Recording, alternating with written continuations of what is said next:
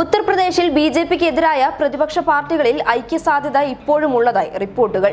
എസ്പിയും കോൺഗ്രസും സീറ്റ് വിഭജനത്തിൽ സ്വീകരിച്ച നിലപാടുകൾ പരിശോധിച്ചാൽ ഇത് വ്യക്തമാകുന്നതാണ്. സഖ്യസാധ്യത തള്ളാതെയാണ് കോൺഗ്രസ് സീറ്റ് വിഭജനം നടത്തിയിരിക്കുന്നത്. തിരഞ്ഞെടുപ്പിന് മുൻപോ ശേഷമോ സാഹചര്യം ഒത്തുവന്നാൽ സഖ്യമുണ്ടാകുമെന്നാണ് സൂചന. ഇരു വിഭാഗവും പ്രധാന സ്ഥാനാർത്ഥികൾക്കെതിരെ മത്സരിക്കുന്നില്ല. തിരഞ്ഞെടുപ്പ് പ്രചരണത്തിൽ മഹാഗഠബന്ധനെതിരെ കടുത്ത ആക്രമണവും കോൺഗ്രസ് നേതാക്കൾ നടത്തുന്നുമില്ല. പ്രിയങ്കയും രാഹുലും ഇക്കാര്യത്തിൽ മിതത്വം പാലിക്കുമ്പോഴും ബിജെപിക്കെതിരെ കടുത്ത ആക്രമണമാണ് നടത്തുന്നത്.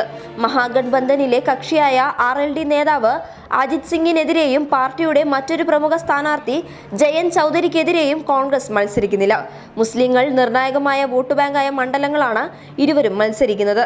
കോൺഗ്രസ് ഇവിടെ മത്സരിച്ചാൽ വോട്ട് ഭിന്നിക്കുമെന്ന് മനസ്സിലാക്കിയാണ് മത്സര രംഗത്ത് നിന്ന് പിന്മാറിയത്.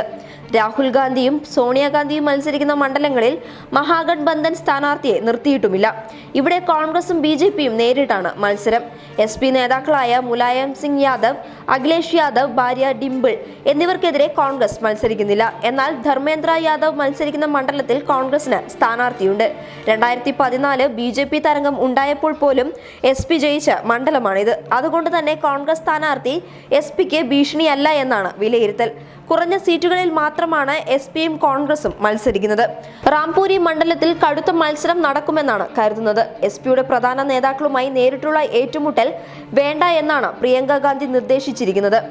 തിരഞ്ഞെടുപ്പിന് ശേഷം തൂക്കുസഭ വന്നാൽ SPയുടെ സഹായം കോൺഗ്രസ് പ്രതീക്ഷിക്കുന്നു. ഇതിന് അനുകൂലമായ സാഹചര്യം ഒരുക്കുകയാണ് പ്രിയങ്ക. അഖിലേഷുമായി ഇക്കാര്യത്തിൽ ധാരണയായെന്നും സ്ഥിരീകരിക്കാത്ത റിപ്പോർട്ടുകളുണ്ട്. പിന്നോക്ക വിഭാഗങ്ങൾക്ക് സ്ഥാനാർത്ഥികളിൽ മതിയായ പരിഗണനയും കോൺഗ്രസ് നൽകിയിട്ടുണ്ട്. ഇവർക്ക് സ്വാധീനമുള്ള മണ്ഡലങ്ങളിൽ തന്നെയാണ് ഇവരെ മത്സരിപ്പിക്കുന്നത്. പിന്നോക്ക വിഭാഗങ്ങളെ കൂടെ നിർത്തുക എന്ന ലക്ഷ്യത്തോടെയാണ് കോൺഗ്രസിന്റെ ഈ നീക്കം. അതോടൊപ്പം UPയിലെ നിർണായക വോട്ട് ബാങ്കായ മുസ്ലിം വിഭാഗങ്ങളും SPക്കും കോൺഗ്രസിനും ഒപ്പം നിൽക്കുമെന്നാണ് കരുതുന്നത്. News desk public Kerala.